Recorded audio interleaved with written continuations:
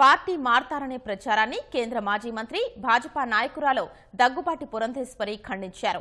తాను ఏ పార్టీలోకి వెళ్లడం లేదని స్పష్టం చేశారు. హైదరాబాద్ ఎల్బీనగర్ అల్కాపురిలో వికాస్ ఆగ్రోస్ 21వ వార్షికోత్సవ కార్యక్రమానికి సీబీఐ పూర్వ సంయుక్త సంచాలకులు లక్ష్మీనారాయణతో కలిసి పురంధేశ్వరి హాజరయ్యారు. వ్యవసాయ రంగంలో నూతన సంస్కరణల ఆవశ్యకతను వక్తలు ప్రస్తావించారు. సేంద్రియ వ్యవసాయం దిశగా రైతులు ముందడుగు వెయ్యాలని ఆకాంక్షించారు. పండించిన పంటకు రైతే ధర నిర్ణయిస్తే కర్షకుడికి లాభమని అభిప్రాయపడ్డారు.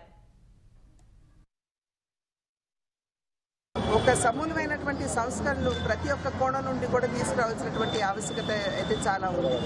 అయితే ప్రభుత్వాలు తప్పకుండా వారి ప్రోత్సాహకాలని సహకారాన్ని ఈ యొక్క రంగానికి అందిస్తున్నప్పటికీ కూడా అవి చాలినట్టు ఉన్నాయి అనేటువంటి ఒక ఆందోళన చాలా మంది మనసులో ఉంది. ఎక్కడ సీట్ ఇస్తే నేను అక్కడ నుండి ఎన్నికల రంగంలోకి దిగుతాను అంటే దీని అర్థం ఏమిటంటే నేను పార్టీ మారట్లేదు అనేటువంటి విషయం సుస్పష్టంగా నేను ప్రజలకు తెలియజేస్తాను.